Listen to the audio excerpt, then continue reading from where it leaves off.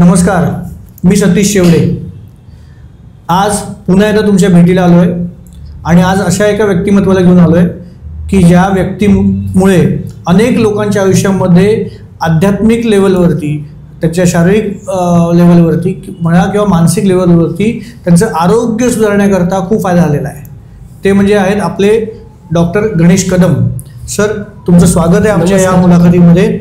Doctor Ganesh Kadam हे निसर्गोपचार तज्ज्ञ आहेत, रेकी ग्रँडमास्टर आहेत आणि त्या माध्यमातून गेली 16 वर्ष महाराष्ट्रभर त्यांनी अनेक शिबिरं आयोजित केलेली आहेत आणि त्या शिबिरांच्या माध्यमातून त्यांनी अनेक लोकांना त्यांच्या आरोग्यासाठी फायदा होईल असे उपचार पद्धती त्यांच्यावर केली आणि त्याचबरोबर रेकी जी आहे उपचार पद्धती ती त्यांनी शिकवली पण आहे। त्यांचे अनेक विद्यार्थी पण आज महाराष्ट्रभर आहेत।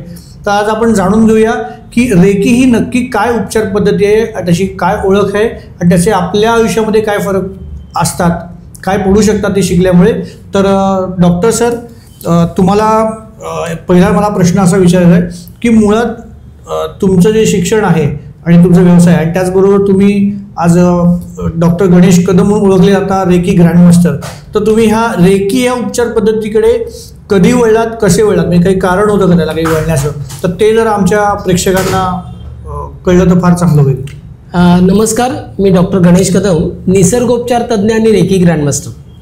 गेली 26 वर्ष या फील्डमध्ये आहे। म्हणजे आपण आपल्या हाताच्या स्पर्शाने आपला आजार बरा करू शकतो। रेकीकडे पूर्ण वेळ वळण्याचं कारण हेच आहे की 11 जुलै 2006 जो बॉम्बलास्ट झाला होता त्याच्यामध्ये, त्या बॉम्बलास्टमध्ये मी होतो आणि तिथे जे मला पुनर्जन्म मिळालेला आहे आणि त्या पुनर्जन्माचा काहीतरी माझं काम राहिलं आहे समाजाप्रती आणि ते करायचं आहे म्हणून मी पूर्ण वेळ ह्या रेकीकडे त्या दृष्टिकोनातून लोकांना मदत करता येईल, कशा पद्धतीने मदत करता येतील त्यासाठी माझे सेमिनार्स ऑल ओव्हर महाराष्ट्रामध्ये होत असतात। जिथे लोक तयार असतात तिथे होत असतात। तसंच मी हॉस्पिटलमध्ये किंवा पेशंटच्या घरी जाऊन ट्रीटमेंट्स वगैरे देतो आणि त्यांच्या आरोग्याला त्यांनी स्वतःचा विदाऊट एनी मेडिसिन्स औषध उपचार जे चालू असतील त्याच्याबरोबर सपोर्टिव्ह कसं काम करू शकते अशा पद्धतीने रेकीचं काम चालू आहे असं आहे। डॉक्टर साहेब, तुमच्याशी बोलताना मगाशी तुम्ही उल्लेख केलात की जुलै 2006ला तुम्ही बॉम्बस्फोटामध्ये सापडलात, मला वाटतं माहीमला त्या ट्रेनमध्ये तुम्ही होतात आणि तुम्ही मगाशी माझ्याशी बोलताना असं सांगितलं की तुम्ही त्या संपूर्ण उपचारादरम्यान एकही गोळी खाल्ली नाहीत आणि हे संपूर्ण तुम्ही रेकीमुळे आज तुमच्या चेहऱ्यावरती जे काही त्याला जखमा होत्या त्या आज एवढ्या दिसतही नाहीत। तर त्याविषयी थोडं अजून स्पष्ट करा ना। आता मी जेव्हा हॉस्पिटलमध्ये होतो तेव्हा स्टिचिंग करून घेतले, ड्रेसिंग्स वगैरे करून घेतलं, परंतु गोळ्या ज्या देत होत्या त्या पेन किलर्स होत्या। म्हणजे आपल्याला पेन किलर्स घेण्याची गरज नाही असं मी सांगतो, कारण आपण ज्या सर्वसाधारणतः गोळ्या घेतो त्या औषधं जे असतात ते मोस्टली पेन किलर्स असतात। तर सप्लिमेंटरी म्हणजे आपल्याला शरीराला जी काय आवश्यकता आहे ते घटक घेणं गरजेचं आहे। जसं मिनरल, विटॅमिन्स अशा गोळ्या घेणं गरजेचं आहे। गोळ्यापेक्षा ते फ्रूट्स किंवा भाज्या जर त्या घेतल्यात तर त्याचा अधिक जास्त आपल्या शरीराला उपयोग होऊ शकतो। परंतु ज्या आपण सातत्याने जे घेतो त्या पेन किलर्स असतात, त्या पेन किलर्स शरीराला हानिकारक असतात। तर म्हणून मी सांगत असो की पेन किलर्स घेण्याची गरज नाही, तुम्ही तुमचे विचार बदला, तुम्हाला पेन किलर्स घेण्याची गरज लागणार नाही। खूप सुंदर, खूप सुंदर। मला वाटतं आपल्या प्रेक्षकांना रेकीबद्दलची उपचार पद्धती काय आहे वगैरे हे जाणून घ्यायच्या अगोदर सुद्धा डॉक्टर, मला असं वाटतं की तुम्ही रेकीची एक थोड्यात अजून ओळख आपल्या प्रेक्षकांना करून द्यावी आणि त्याचा थोडा इतिहास पण सांगावा, जेणेकरून आपल्या प्रेक्षकांना पुढे नंतर जे तुम्ही सांगणार त्याच्यासाठी थोडंसं अधिक त्याचा त्यांना गाभा करू देईल। आता रेकी म्हणजे काय? रेकी हा जो शब्द आलेला आहे हा शब्द आहे जपानमधून आपल्याकडे आलेला आहे, परंतु मुळात रेकी ही आपल्या हिंदुस्थानामधली आहे। आता त्याचं नाव काय होतं? हस्तस्पर्श चिकित्सा। अथर्व वेदामध्ये याचा उल्लेख आहे, म्हणजे आपण आपल्या हाताच्या स्पर्शाने आपण आपला आजार बरा करू शकतो।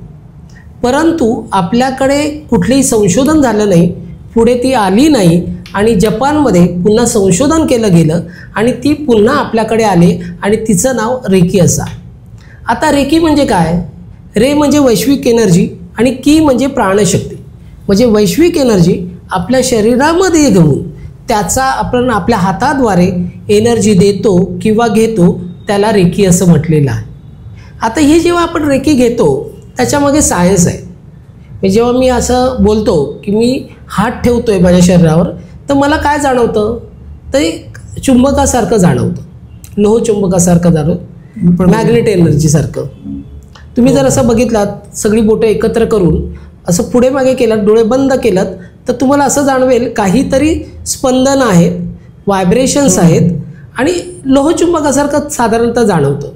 आता हेच हात जेव्हा मी माझ्या शरीरावर ठेवतो त्याच्यामागे काय होतं, माझे शरीर जे आहेत, जे पेशीने बनलेले आहेत, सेल्स, तर सेल्सला मी जेव्हा हात ठेवतो तेव्हा काय होतं, मॅग्नेटिक एनर्जी मिळते आणि ते जास्त ॲक्टिव्ह होतात आणि आपल्या शरीरामध्ये चांगल्या पद्धतीने काम करतात.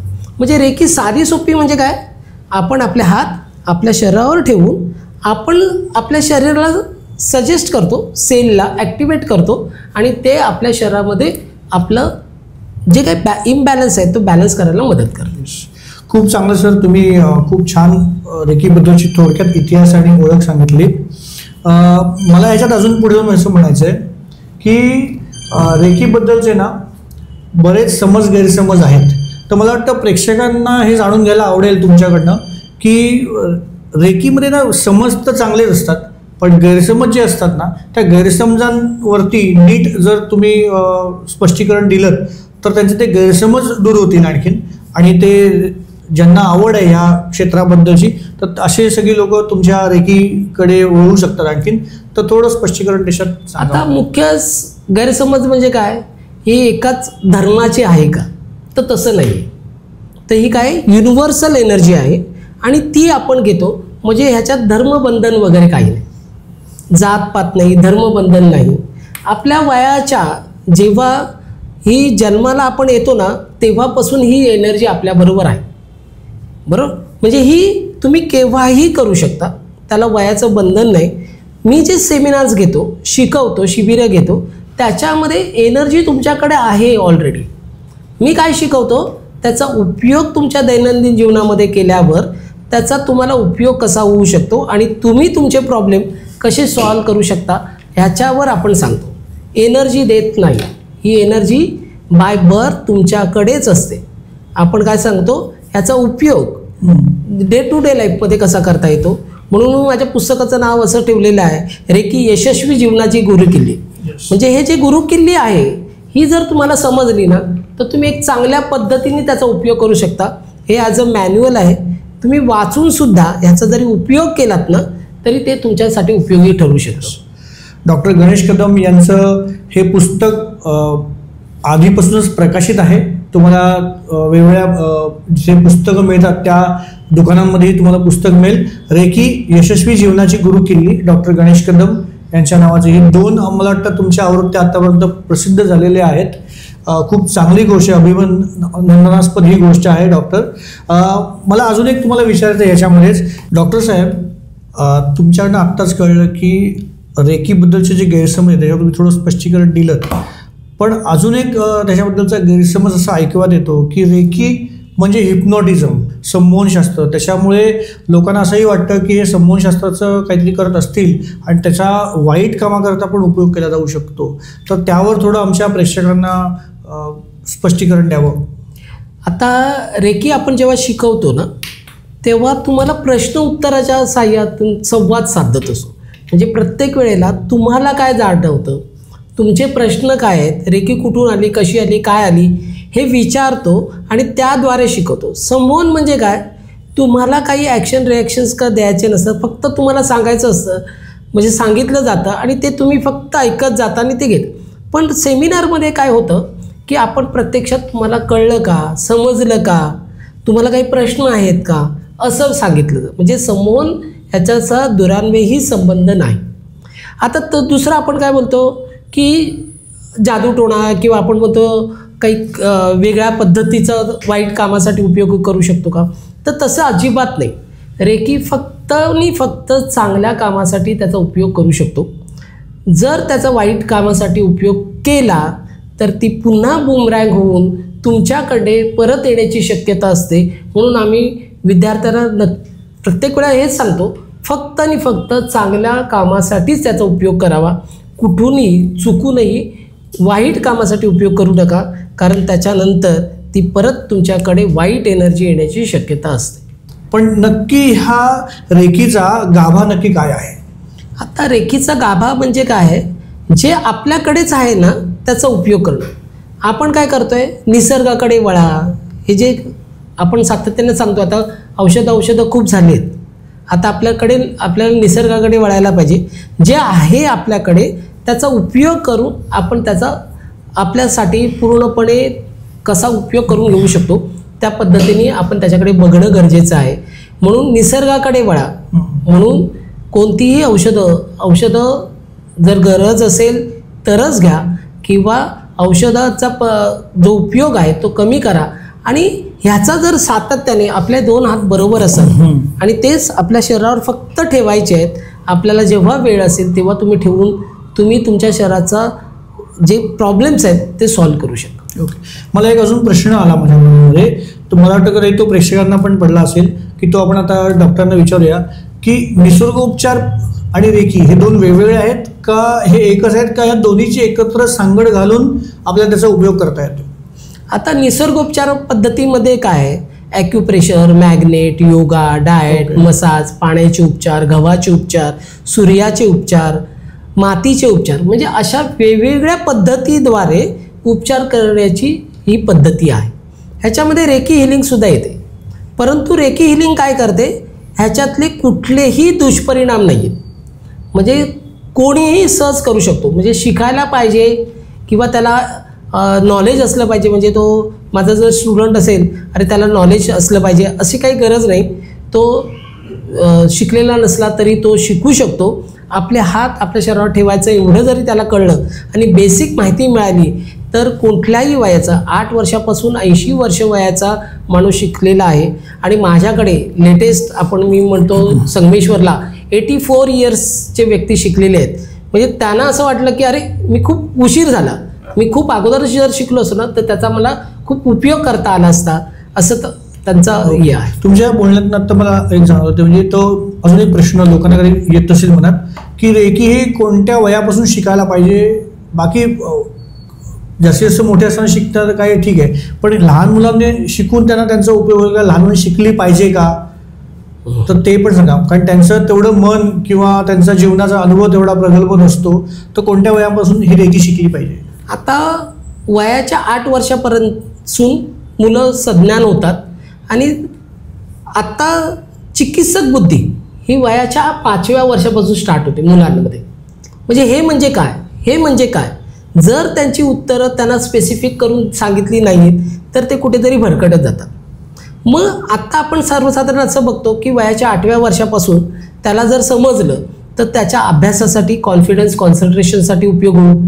क्रिएटिव्हिटी वाढण्यासाठी त्याचा उपयोग होतो. म्हणजे जर विद्यार्थ्यांनी ह्याची जर आत्मसात केलं तर त्यांच्यामध्ये क्रिएटिव्हिटी, चांगल्या वाईट गुणांची, म्हणजे चांगलं काय आणि वाईट काय ह्याची त्याला कल्पना यायला सुरुवात होते.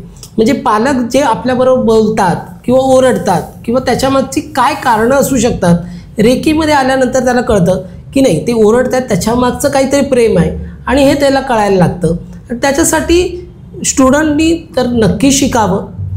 आता एखादा व्यवसाय करणारा असेल तर व्यवसायासाठी त्याला कसा उपयोग होऊ शकतो ते आपण सांगतो. नोकरी करणारा असेल त्याला त्याचा उपयोग आपल्या नोकरीमध्ये जो जिथे काम करतोय तिथे त्याला होऊ शकतो. एखादा गृहिणी असली बरोबर तर तिला तिच्या डे टू डे लाईफमध्ये त्याचा उपयोग करून तिचं अधिक सुखकर कसं होऊ शकतो कामकाज. आणि एखादा ओल्ड एज असेल म्हणजे आता त्यांना काही नाही, रिटायर आहेत, परत सातत्याने कंबर दुखते, गुडघे दुखते, सांधे दुखते, असे जर काही आजार असतील तर ते स्वतःहून स्वतःचा आजार बरा करू शकतात. अशा पद्धतीची ही ट्रीटमेंट्स आपण सांगतो. रेकी म्हणजे कोणत्याही तशी वाईट पद्धत नाही आहे किंवा संबंध नाही आहे, काहीच नाही आहे. कारण रेकी उपचार पद्धती ह्या शब्दामध्येच कळतं आहे की उपचार हे नेहमी चांगल्या गोष्टी करता, आजारपणातून बरं होण्याकरता केली जातात.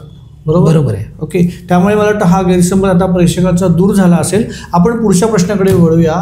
डॉक्टर साहेब, सर्वसाधारण मनुष्याच्या शारीरिक, मानसिक आणि आध्यात्मिक आणि सामाजिक अशा वेगवेगळ्या पातळीवरती ह्या रेकी आणि निसर्गोपचार पद्धतीचा काय प्रभाव पडू शकतो त्याच्यावर थोडं स्पष्टीकरण द्या. आता रेकीचा जो उपचार पद्धती घेतल्यानंतर शरीरावर परिणाम कसा होतो, शरीरातले जे आजार आहेत ते बरं होण्यासाठी मदत होते.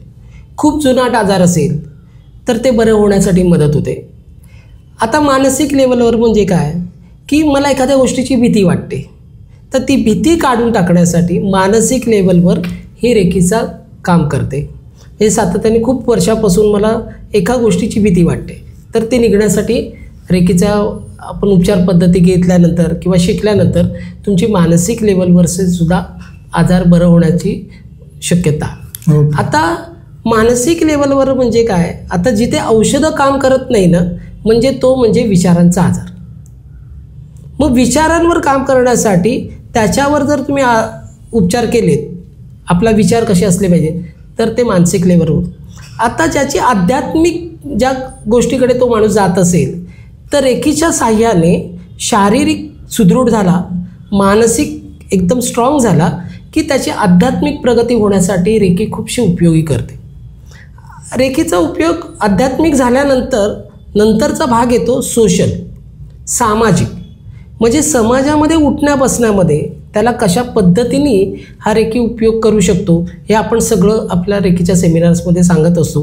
म्हणजे चारही स्तरावर, शारीरिक, मानसिक, आध्यात्मिक आणि सामाजिक स्तरावर ह्याचा खूपसा चांगला उपयोग आपण रेकीच्या माध्यमातून करू शकतो. म्हणजे मला असं वाटतं की रेकी शिकताना किंवा ती पद्धती अंगीकारताना माणसाच्या सकारात्मक विचारांची कितपत आवश्यकता असते याच्यामध्ये. आता सकारात्मक विचार सगळीकडे आपल्याला हेच ऐकायला मिळेल. चांगला विचार करा. आपण मोठमोठे सेमिनार्स बघतो, ऐकतो, तर त्याच्यामध्ये सांगितलं जातं चांगला विचार करा. मोठे मोठे कॉर्पोरेट लेवलवर सुद्धा सेमिनार्स होतात, सकारात्मक विचार करा. बरं, आपण 10 पुस्तकं वाचली असतील, सकारात्मक विचार करा, परंतु आपण नक्की विचार करतो का, हा संशोधनाचा विषय आहे. आता मग आपण म्हणू शकतो की अरे सकारात्मक विचार म्हणजे मी तर माझ्याविषयी चांगलाच विचार करतो ना, वाईट कुठे विचार करतो आहे. अरे मी विचार करतो आहे मी आजारी नाही आहे, चांगलाच विचार आहे. अरे मला उशीर झालेला नाही आहे, चांगलाच विचार आहे. परंतु हे दोन्ही स्टेटमेंट किंवा जो मी विचार करतो आहे हा नकारात्मक आहे. आता तुम्ही म्हणाल कसं काय, अरे चांगलाच विचार करतो आहे, आजारी नाही आहे बोलतो आहे ना. परंतु निसर्गाचा नियम आहे, लॉ ऑफ अट्रॅक्शन, आकर्षणाचा सिद्धांत असा सांगतो, तुम्ही जो काय विचार करता तोच तुमच्याकडे आकर्षित होतो. मग तुम्ही काय विचार करता, आजार, लेट, उशीर, हेच तुमच्याकडे येतं. आणि तुम्ही सकारात्मक विचार करत नाही तर तो नकारात्मक विचार करता. तर त्याच्यावर आपण सविस्तर आपण आपल्या सेमिनार्समध्ये सांगत असतो. असं आहे. म्हणजे ह्यामध्ये माणसाने त्याची मानसिक स्थिती काय असणं आवश्यक आहे. आता मन, आपण जर असं म्हटलं की साधारणतः आपण 2 जे आहेत, कॉन्शियस आणि सबकॉन्शियस माइंडवर, त्याचे पार्ट्स भरपूर आहेत, पण आता आपण चर्चेला फक्त लोकांना सहज समजेल फक्त कॉन्शियस आणि सबकॉन्शियस माइंडवर विचार. कॉन्शियस माइंड म्हणजे काय, प्रत्यक्षात कृती करणं आणि सोडून देणं. सबकॉन्शियस माइंड म्हणजे काय, अशा काही घटनेची नोंद कळत किंवा नकळत आपलं हा माइंड आतमध्ये स्टोरेज करत असतो आणि त्याच्यातून निघालेला पहिला विचार हा कोणत्याही अपवादाशिवाय खरा ठरतो. म्हणजे जर माझ्या आजूबाजूची जी 4 लोकं असतात त्यानुसार मी घडतो किंवा बिघडतो. म्हणजे काय, जी 4 लोकं आपली मित्रमैत्रिणी असतात तर ते काही ना काही सांगत असतात, चांगले वाईट, तर ते काय करतो आपण तसेच्या तसे आपल्या सबकॉन्शियस माइंडमध्ये टाकतो. आणि जेव्हा एखादा गोष्टीसाठी मी जेव्हा बाहेर पडतो तेव्हा मला ह्या सगळ्या गोष्टीचा जो स्टोरेज केला आहे तो येतो आणि तो काय करतो, अरे आज काय माझं काम होणार नाही. म्हणजे तुमच्या माइंडवर काम करणं गरजेचं आहे आणि ते सबकॉन्शियस माइंडमध्ये चांगल्या गोष्टी स्टोरेज करणं गरजेचं आहे. आणि मला एक सांगा डॉक्टर साहेब की रेकी उपचार पद्धती अंगीकारली, निसर्गोपचार आणि रेकी ह्याच्यामुळे आपल्या शरीरामध्ये 7 प्रकारची चक्र असतात, तर त्याच्यावरती काय प्रभाव पडतो. आणि एक मनुष्याला ना एक प्रभा असते, तर सायंटिफिकली पण आजकाल कॅमेरे असे आलेले आहेत की तुमचा फोटो काढल्यानंतर तुमच्या शरीरानं जी ऊर्जा तयार असेल तर ती तुम्हाला दिसून येते. तर ही ऊर्जा अधिक विस्तारित होऊ शकते का ह्याच्यामुळे, आणि त्याचा आपल्या स्वतःवरती सकारात्मक किती परिणाम होतो? आता तुमचा चांगला प्रश्न आहे. 7 चक्र.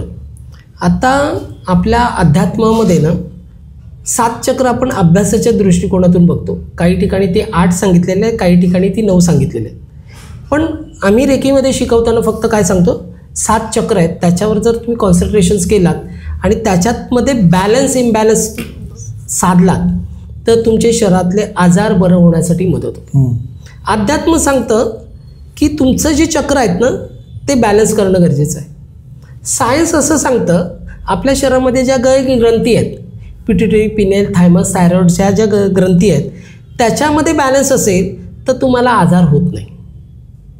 म्हणजे तसंच माझ्या चक्रांमध्ये जर मी बॅलन्स केलं तर मला आजार होणार नाहीत, किंवा आजार सदृश्य जी परिस्थिती निर्माण होते आणि त्याच्यातून तुम्हाला काय पाहिजे ते तुम्हाला साध्य करता येऊ शकतं.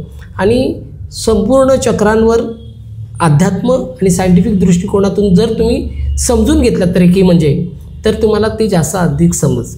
आता प्रभाव म्हणजे काय होतं आहे, तुम्ही जेव्हा चांगला विचार करता ना तेव्हा तुमच्या शरीरातून एक व्हायब्रेशन्स बाहेर पडतात, किंवा तुम्ही बोलता त्याच्यातून व्हायब्रेशन्स बाहेर पडतात, आणि हे काही काळ आपल्या शरीराच्या आजूबाजूला राहतात.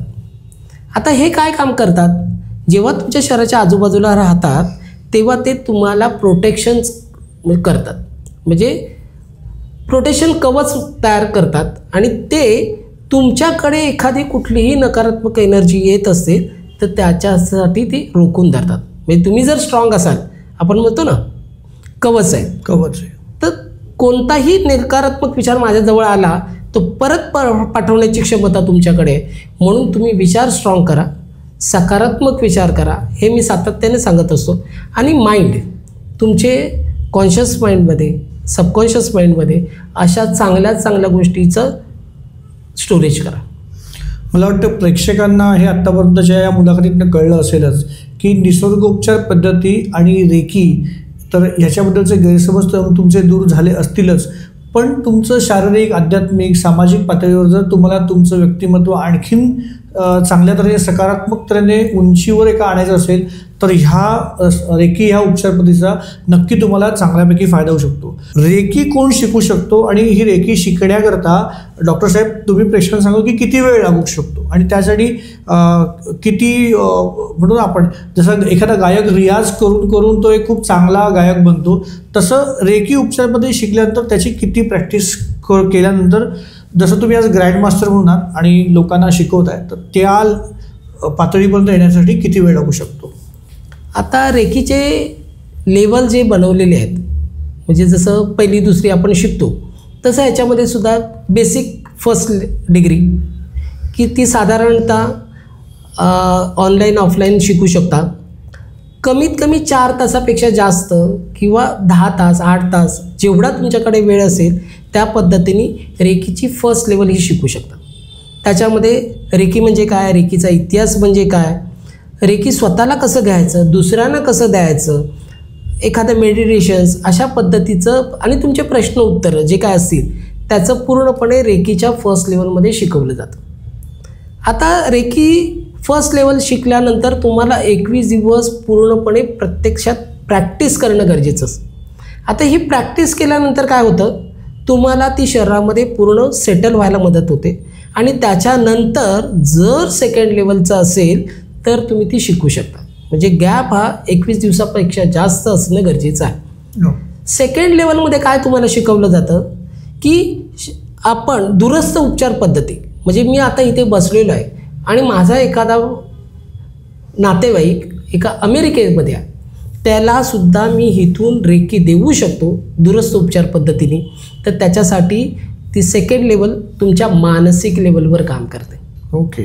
फर्स्ट लेवल सेकंड लेवल कोणीही शिकू शकतो, त्याच्यासाठी क्रायटेरिया असं वेगळं काही नसतं. आता थर्ड ए लेवल जी आहे ती काय आहे, मास्टर हीलर. फर्स्ट आणि सेकंड लेवलमध्ये तुम्ही स्वतःहून स्वतःची एनर्जी देत नाही, तर ती कोणती एनर्जी देता, युनिव्हर्सल एनर्जी देता. ओके. बरोबर. पण थर्ड ए म्हणजे काय होतं, तुम्ही स्वतःची सुद्धा मेडिटेशनद्वारे एनर्जी करू शकता बरं. आणि युनिव्हर्सल आणि एनर्जी अशा पद्धतीने तुम्ही मास्टर हीलर होता. Third A. Third B degree म्हणजे काय, तुम्हाला जर ह्याच्यात उत्सुकता वाटली, अरे काहीतरी आहे, मला समाजा उपयोगी काहीतरी करायचं आहे, तर तुम्ही काय करू शकता, त्याची थर्ड बी म्हणजे तुम्ही मास्टर बनू शकता, रेकी मास्टर. आता ह्याच्यामध्ये काय होतं, तुम्ही फर्स्ट आणि सेकंड लेवलची डिग्री शिकवू शकता. आता फर्स्ट आणि सेकंड डिग्रीच्या एका सफिशियंट तुम्ही डिग्रीज घेतल्यानंतर तुम्हाला ग्रँड मास्टरशिप दिली जाते. म्हणजे तुम्ही ह्या सगळ्या first degree, second degree, third degree, third A, third B आणि master degree, grand master degree ह्या सगळ्या तुम्ही शिकवू शकता. म्हणजे ग्रँड मास्टर्स हा तुम्हाला परिपूर्ण त्याच्याकडून तुम्हाला संपूर्ण नॉलेज मिळू शकतं. आता रेकीचा मास्टर कसं शोधायचं, तर तुमच्या परिचयामध्ये एखादा तुम्हाला रेफरन्सने एखादा चांगला शिकवणारा, त्याला खूप वर्षाचा नॉलेज आहे आणि तो प्रॅक्टिस करतो आहे, अशाकडून तुम्ही शिकणं गरजेचं आहे.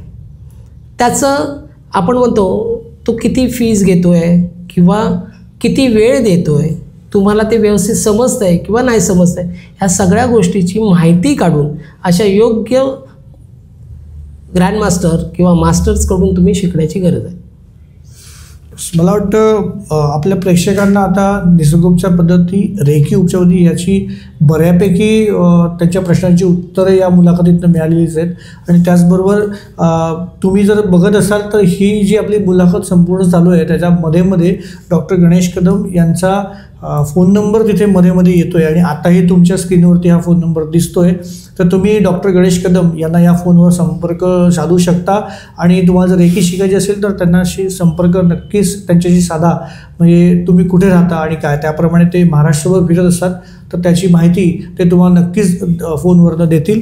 आणि मला वाटतं ह्या नोटवरती आपण प्रेक्षकांना हे सांगूया की समजलं असेलच की निसर्गोपचार पद्धती आणि रेकी उपचार पद्धती ह्याने आपण आपलं जीवन अधिक चांगलं, सुखकारक, सुखमय करू शकतो. तर मी डॉक्टर गणेश कदम आज आपल्याला इथे मुलाखत द्यायला आले, त्यांचे आभार मानतो. आणि मला वाटतं प्रेक्षकांना खूप चांगली माहिती तुम्ही दिलीत, त्याबद्दल खूप खूप डॉक्टर गणेश धन्यवाद. खूप धन्यवाद. धन्यवाद.